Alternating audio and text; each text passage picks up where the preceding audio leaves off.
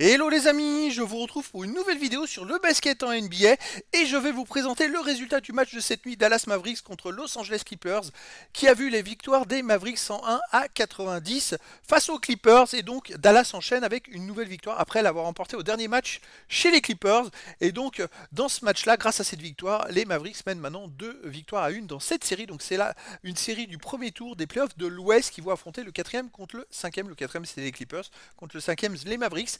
Donc les Mavericks, en gagnant ce match-là, en prenant l'avantage, vont rejouer une nouvelle fois à domicile et pourraient bien être bien avantagés pour la suite de la compétition. Alors dans cette vidéo, on va revenir sur les stats en détail de cette rencontre pour les équipes et pour les joueurs. Alors donc dans cette rencontre, au premier quart-temps, les Clippers menaient 23-18 plus 5 points. Mais alors ils ont complètement raté leur deuxième quart-temps. Dallas a gagné le quart-temps 36-18 le deuxième plus 18 points, donc il y avait plus 13 à la mi-temps pour Dallas. Troisième carton gagné par les Clippers de 2 points, donc à ce moment-là, il n'y avait plus que 11 points d'écart, et puis troisième carton, égalité 23 partout. Les Mavericks ont géré en deuxième mi-temps, mais grâce vraiment au deuxième carton, ils ont créé un gros écart, et ben les Clippers n'ont pas pu revenir. A noter Doncic, 22 points, 10 rebonds, 9 passes, mais 5 ballons perdus et seulement 7 sur 25 au tir. Elle n'a pas été à droit, 28%. Et 3 sur 14 à 3 points, ça a été catastrophique. Hein. Kyrie Irving, côté donc Mavericks aussi, avec 21 points, 8 sur 17 au tir, 3 sur 7 à 3 points. Il est très régulier. Irving, il est très adroit. Bref, l'équipe des Mavericks a tourné à 45% au tir, 25% à 3 points. Ils ont fait un match correct, mais je pense que ça s'est surtout joué en défense. Par contre, côté des Clippers, on a 21 points, mais 5 ballons perdus pour James Harden, 7 sur 13 au tir, 5 sur 8 à 3 points. Il était très adroit, 19 points pour Zubac avec 8 sur 11 au tir. En sortie de banc, Norman Powell est à 21 points avec 7 sur 11 au tir, 4 sur 6 à 3 points. Après, Paul George, il fait que 7 points, 3 sur 11 au tir, rate son match. Kobe Leonard fait que 9 points, 4 sur 7 au tir. Ah, c'est pas suffisant. Franchement, pour des All-Stars, c'est pas suffisant. Bref, l'équipe a tourné à 45% au tir, 34% à 3 points. Et ben voilà, ils ont perdu surtout sur peut-être cette agressivité. Alors, je ne sais pas pourquoi ils ont tiré si peu. Ils n'ont pas de joueurs qui ont tiré plus de 13 fois. Pour moi, ils auraient dû, les leaders auraient dû prendre vraiment le match à leur compte. Et là, ça n'a pas été le cas. Alors les stats du premier carton menés quand même par les Clippers 23-18. Hein. Au premier carton, on a quand même à noter côté Mavericks 6 points, 3 rebonds, dont 3 rebonds offensifs de Gafford, 6 points en sortie de banc à 3 sur 3 au tir pour Derek Lively 2. Et puis les autres joueurs, les titulaires, n'étaient pas bons. Hein. Doncic 1 sur 5, Kirby 1 sur 4, ils marquent que 2 points chacun. Donc voilà, c'était logique que les Clippers mènent. Il y avait déjà 5 points de James Harden, 6 points à 3 sur 4 de Zubac, 5 points de Paul George. Un bon premier carton pour les Clippers. Deuxième carton, et alors là, c'est là que ça se décide complètement sur la fin du match. Alors on va surtout regarder en premier les Clippers, comment ils ont pu faire pour prendre 36-18. Alors déjà, Harden, il met 9 points, 3 sur 4 au tir et 3 sur 3 à 3 points. Avec une telle adresse, comment les autres ont pu être inexistants. On a en sortie de banc Norman Powell qui met 5 points et 3 rebonds avec 2 sur 6 au tir. Derrière Zubac, il met, euh, il met 4 points à 2 sur 3, mais Paul George 0 sur 1. Bah, les autres n'ont pas trop raté, mais voilà, ça fait quand même en adresse 35% au tir, 7 sur 20, et 4 sur 9 au tir, 44% à 3 points. Alors qu'est-ce qui a pu coincer? Eh ben, on va le voir tout de suite. Hein, côté des Mavericks, on a 12 points, 5 rebonds, 5 passes pour Doncic qui fait 4 sur 7 au tir, 2 sur 4 à 3 points. Il fait un carton exceptionnel avec 2 interceptions. 6 points pour Washington à 3 sur 5 au tir, 5 points pour Derrick Jones avec 2 sur 4. En sortie de banc, 7 points pour Derrick Lively 2 avec 3 sur 3 au tir. Il a été monstrueux. Franchement, en sixième homme, il a été terrible. Hein. Et puis donc, ils ont tourné à 63% au tir, 57% à 3 points.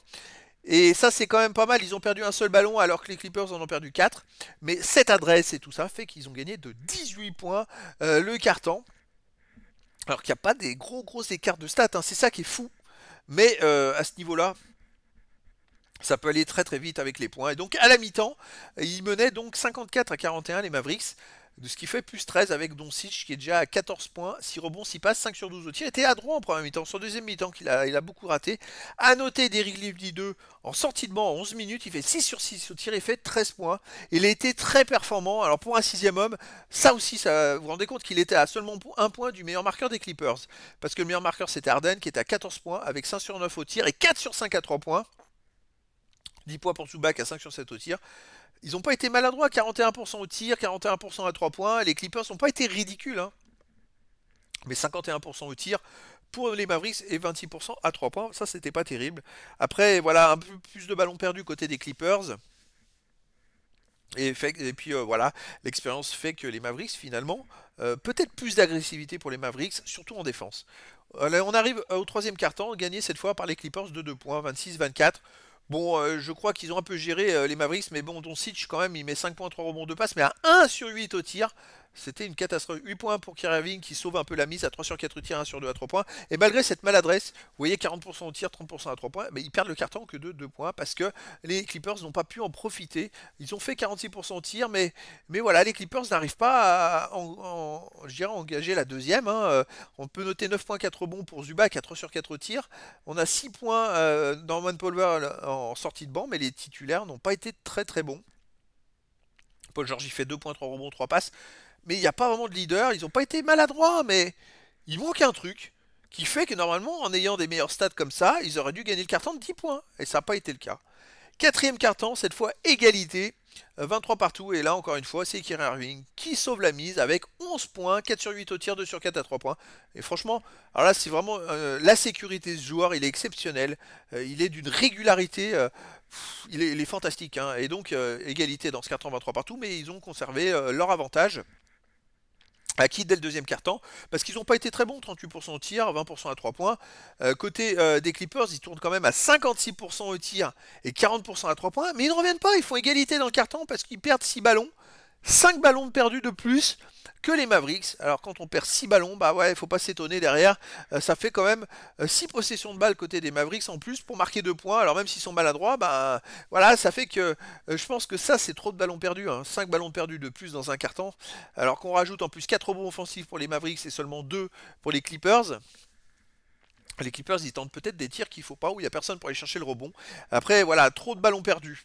Pour moi, ça se joue à ça. On va aller voir en deuxième mi-temps. Deuxième mi-temps, 47-49. Alors les Clippers gagnent de 2 points. Mais par exemple, les Mavericks, ils perdent 3 ballons et les Clippers en perdent 10 dans la mi-temps. 7 ballons perdus d'écart. Alors vous voyez bien, les Mavericks ont tourné à 39% au tir, 25% à 3 points, ce qui n'est pas très bon. Les Clippers ont tourné à 51% au tir, c'est-à-dire 12% de mieux que les Clippers et que les Mavericks. Et ils ont gagné le carton que de 2 points. La mi-temps que de 2 points, c'est pour vous dire. Hein. Et au final, les Mavericks ont tiré même 10 fois de plus en deuxième mi-temps que les Clippers. Donc voilà, pour moi, il n'y a pas de secret. La deuxième mi-temps, d'un point de vue intensité des Clippers, elle était très bonne, mais le problème, c'est que ils perdent trop de ballons. Alors, ok, ils ont de l'adresse, mais ça sert même en ayant plus de 50% d'adresse, ils font pas des différences parce qu'ils perdent trop de ballons en différentiel, qui fait que voilà. Alors, s'ils perdent pas tous ces ballons, moi je pense qu'ils gagnent le match de 20 points, hein, parce que derrière, avec une adresse comme ça de l'autre côté, parce qu'en plus, ils ont une adresse là en deuxième mi-temps 39% les Mavericks, alors que les Clippers ont perdu 10 ballons qui ont dû amener des contre-attaques et des paniers faciles. Donc si on enlève ça sur les paniers normaux, ils sont peut-être pas à 39%, mais peut-être à 30%, voire 25%.